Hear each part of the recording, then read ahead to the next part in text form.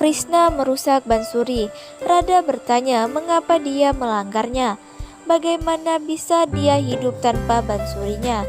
Krishna mengatakan seperti dia tidak lengkap tanpa Radha dan akan tinggal di sini dengan ingatannya. Radha secara emosional memeluknya. Utusan Jarasan memberitahunya bahwa besok pasukan gabungan terbesar mereka akan menyerang Barsana dan akan membunuh Krishna. Rukmini memohon Jarasan untuk menyelamatkan Krishna. Jarasan mengatakan Krishna membunuh teman dan menantunya, jadi dia tidak akan menyayangkan Krishna.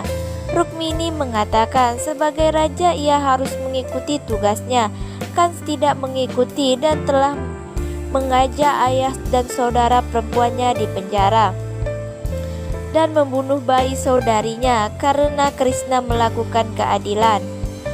Dia siap untuk Syawamwar dan akan menikah dengan siapapun yang dia katakan. Jarasan mengatakan dia akan berbaik hati pada Krishna setelah dia ditangkap. Rukmi mengatakan dia akan mengatur Swayamwar Rukmini dan meyakinkan Rukmini bahwa dia akan membuatnya menikah dengan pasangan terbaik. Rukmini mengatakan Krishna adalah pasangannya yang terbaik. Radha bertanya pada Krishna, kapan mereka akan bertemu lagi? Krishna mengatakan akan tiba saatnya ketika bulan akan lebih cerah dan matahari, dan ketika cinta Radha akan mencapai puncaknya, maka ia akan datang dari timur dan membawanya. Perpisahan emosional mereka berlanjut ketika Balaram memberitahu Krishna bahwa pasukan Jarasan telah mencapai Barsana, jadi mereka harus segera pergi. Krishna berjalan dan sambil berpisah dengan Radha, kerudungnya tersangkut di tangannya. Mereka mencapai hutan di mana Krishna telah mengatur kereta kuda. Balaram bertanya apakah dia sudah merencanakan segalanya. Krishna mengatakan Radha dan reuni Krishna tidak bisa berakibat fatal bagi siapapun. Krishna menjadi sopir. Balaram mengatakan ketika Krishna adalah sopir, tidak ada yang bisa menangkap mereka. Tentara Jarasan mencapai mereka, diikuti oleh pasukan Mathura yang dipimpin oleh Ugrasen dan mengelilingi pasukan Jarasan. Ugrasen memerintahkan pasukannya untuk membunuh pasukan Jarasan. Krishna menghentikan pasukan untuk mengatakan daripada bertarung, mereka harus mengampuni musuh karena mereka akan membuktikan bahwa umat manusia lebih besar daripada musuh. Nyawa prajurit mereka juga akan diselamatkan. Ugrasen setuju dan membiarkan pasukan Jarasan pergi. Akror memberitahu Ugrasen bahwa Krishna benar. Jarasan akan takut melihat tindakan yang baik ini dan takut raja seperti raja yang kalah. Ugrapat memanggil Sabha dan Ayan menuduh bahwa Radha gagal dalam tugasnya sebagai Mukhya ketika dia memerintahkan Krishna untuk meninggalkan Barsana, tetapi tidak menindaklanjutinya. Karena itu Krishna berada di Barsana sampai larut malam.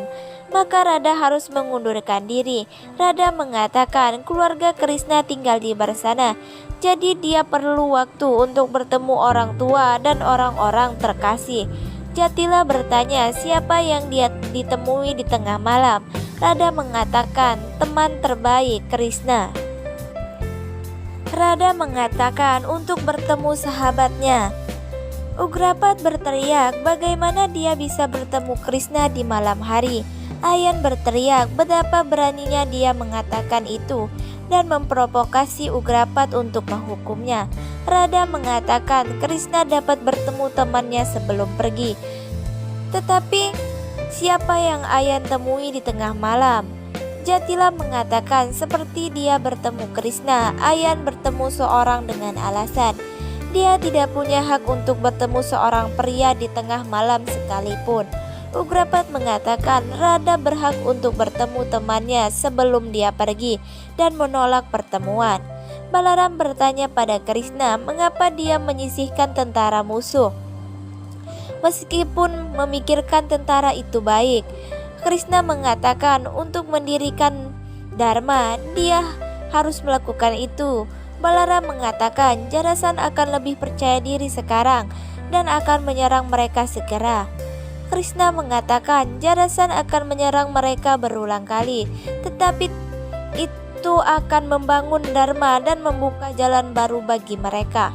Ayan mengatakan kepada Jatila bahwa dia tidak bisa mentolerir Radha sebagai mukhya dan ingin dia keluar.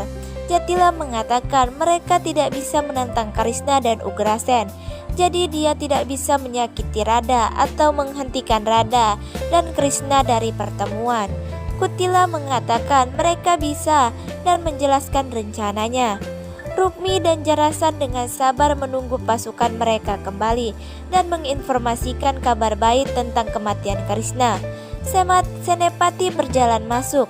Jarasan mengatakan dia sangat ingin mendengar berita tentang bagaimana musuhnya menggigil, mendengar namanya dan berusaha melarikan diri seperti rusa yang mencoba melarikan diri dari singa. Senapati menjelaskan seluruh kejadian. Jarasan mengatakan Krishna pintar dan tahu dia tidak bisa memenangkannya dan karenanya membuat trik ini. Rukmini tertawa mendengar itu dan mengatakan bahwa dia bangga dengan kebaikan Krishna. Jarasan marah dan mengatakan segera dia akan membunuh Krishna. Ayah Rukmi bertemu dengannya dan bertanya mengapa dia begitu percaya diri dengan Krishna. Rukmi mengatakan dia yakin Krishna akan mengalahkan Jarasan dengan cerdasannya. Ayah berkata Jarasan abadi dan menggambarkan bagaimana ia dilahirkan dibagi menjadi dua bagian. Jara Rakhasi memperbaikinya dan ayahnya menamainya Jarasan. Rukmini menjadi tegang memikirkan bagaimana Krishna akan mengalahkan Jarasan. Balaram bertanya pada Krishna apa alasan sebenarnya. Krishna meminta maaf kepadanya dan bertanya sejak kapan dia menjadi sangat cerdas. Balaram mengatakan suatu hari bahkan dia akan bermain dengannya.